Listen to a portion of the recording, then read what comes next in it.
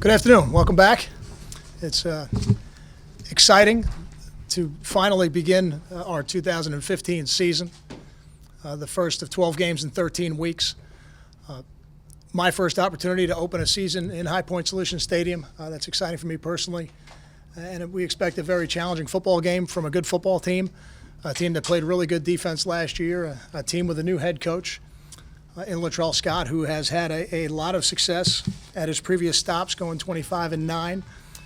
Coach Scott is somebody that I'm familiar with professionally. I know we've spoken in the past. He's worked for a gentleman I have a lot of respect for by the name of Dave Clausen. And I know he went from Richmond to Tennessee with Coach Clausen, was the only coach on that staff, I believe, that made that trip with Dave. And an excellent offensive football coach. And they've got a defensive coordinator who we have a mutual acquaintance with, in that he played professional football for the Jets for a gentleman by the name of Joe Gardy, who was the gentleman who gave me my first full-time coaching job in college coaching at Hofstra back in 1997. So those things are exciting. Like I said, we're expecting a challenging football game. I know the team is really excited about getting into the stadium. I have one depth chart update that I can give you on the front end. We've gotten updated medical information on Dre Boggs, so he will be able to play this week, and he will be the starter. And you probably should add in Jarius Adams in that depth behind him as well, because Ruhan won't be available for the first half. Questions? Keith. Do you believe that you'll be the one leading the team out the tunnel on Saturday, and do you have any contingency plans if that's not the case? I have no reason to believe that I wouldn't be the person leading the football team on Saturday. My portion of the university process ended yesterday, and now, until there's a resolution, I really need to be respectful of that process, and I won't have any other further comment on it.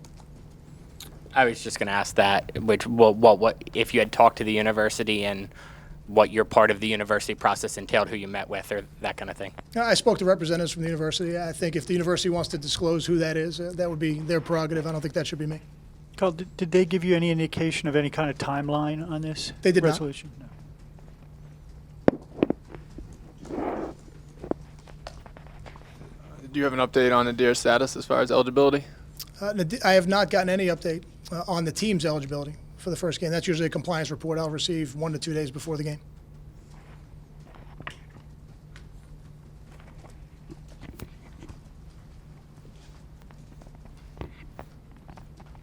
Do you hope this is done this week? Do you expect it will be done before this game?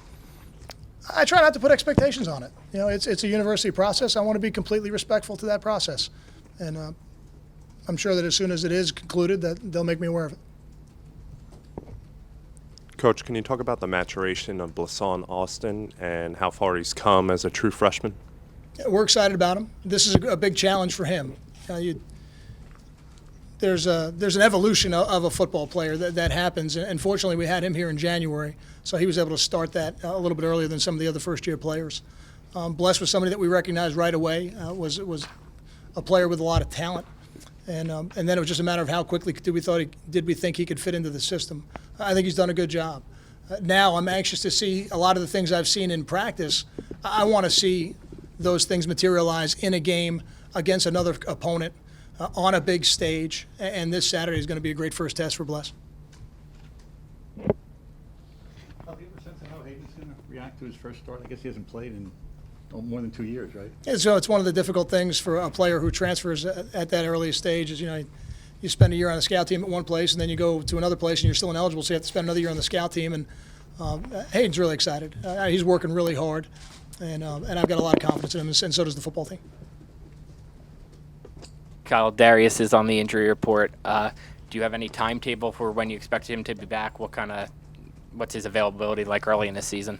It would be hard for me to put a timetable on it. I just said on the Big Ten call, which I'm a little disappointed you guys didn't call in, that he's week to week right now. I'm confident that we're going to see Darius Hamilton on the field on game day this year, but it'd be really hard for me to put a timetable on it.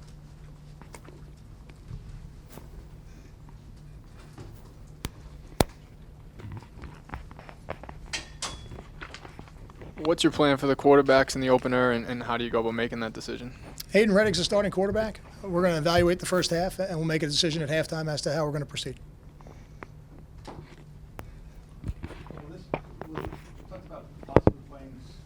7, 8 offensive linemen. Will this be the first game that you can possibly do that? Would you like to do it from the outset? I do, and I think we'll play more than 5. Although I will say this, I do feel like we have 5 starters. I feel like Dorian Miller has established himself as a starter. I think J.J. Denman has established himself as a starter. But I saw the value last year in the playing time that J.J. got, even though Taj was the starter, and how that helped him develop through the year, and he was able to be there when we needed him. And in a much less of a role,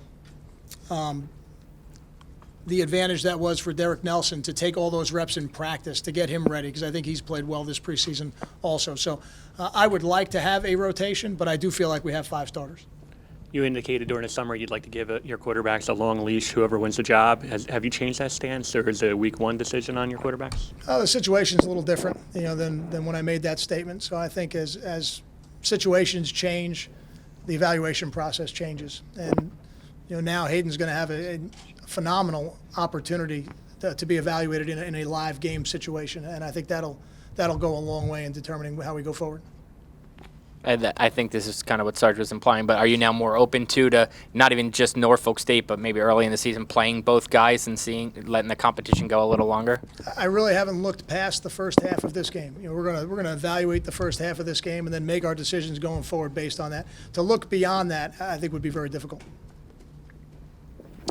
Coach, how excited are you to see Paul James on the field this Saturday?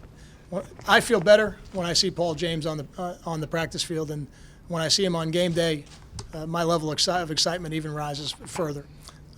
He is one of a very talented group of running backs, and we're going to have a way for all those guys to impact the game.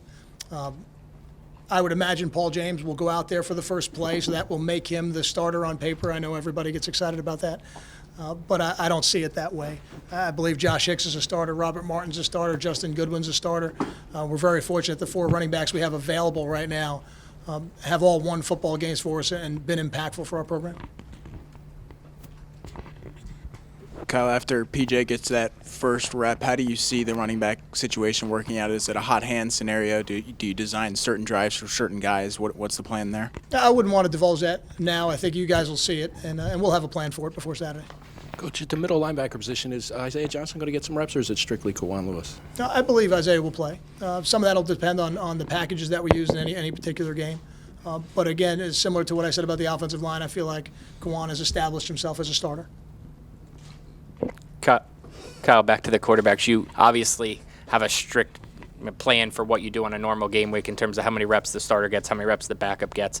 Is it different this week since obviously there's different circumstances? Will you split the reps differently than usual? Hayden's getting more reps right now in practice than Chris is, but they both are taking reps. Sean O'Hara is very outspoken in a tweet supporting you through this, and he also called out the administration for not being more vocal in their support for you. Would you have liked to heard more from them at this point? I don't really want to comment on that part of it. I appreciate the fact that Sean was supportive, and the people that I've been able to build relationships with, in New Jersey at Rutgers over the last 10 years have been extremely supportive of me, and that makes me feel good because those are the people who really know me. Kyle, given without going into specifics, which I respect, you're not you don't want to do, but just given that there is an investigation, that you did have to deal with some stuff with your players, suspensions, whatever. Has it really been possible for this camp to kind of have felt normal, or does it, have you had to work hard to keep it, focused, I guess the word, or just feeling like you're able to get your things done? My experience with these situations is they generally go one way or the other. They either become a distraction or they serve to really focus the football team. I have sensed that our football team is very focused, and I have a couple ways of judging that in terms of how we operate in the weight room, what the weights look like, how guys are handling their health, how we practice, which I was very pleased with how we practiced yesterday. Those are things that tell me that we've got a really focused football team, and I'm proud of them to do that because it's not easy. You're right about that. It's not easy to do that, but I think the leadership on this team made a concerted effort that we need to take whatever is externally could be an issue for us as a program and block it out and get ready to be 1-0 this week against a good football team. What about for you personally? That's about your team, but just for you, is it hard also? No, it's my job.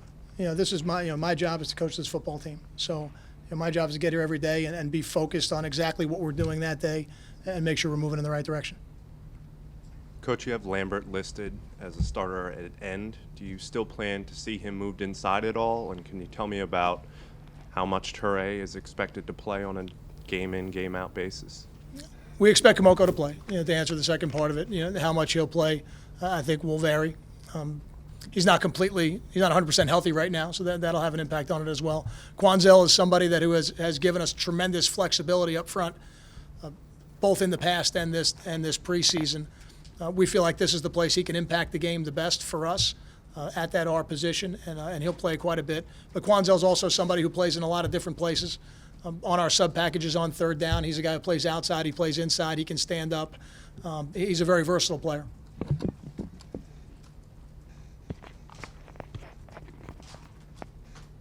Any more questions?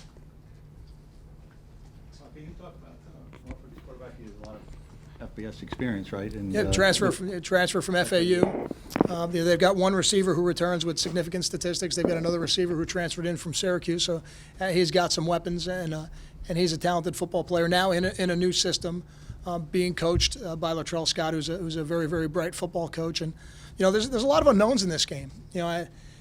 We turn on the film from Virginia State and we see kind of a spread gun run offense, but I know the kind of offense that they ran at Tennessee, and I know the kind of offense that they ran at Richmond with Dave Clawson, and that was a little bit more of a pro-style two-back. You could call it a West Coast offense if you wanted to in terms of terminology, but those are things that are all part of a first game with a new staff, and it's a challenge to our players because you have to really be ready to allow your rules to hold up, because although we're going to prepare them for everything we know about, ultimately those coaches can really do whatever they want to on game day.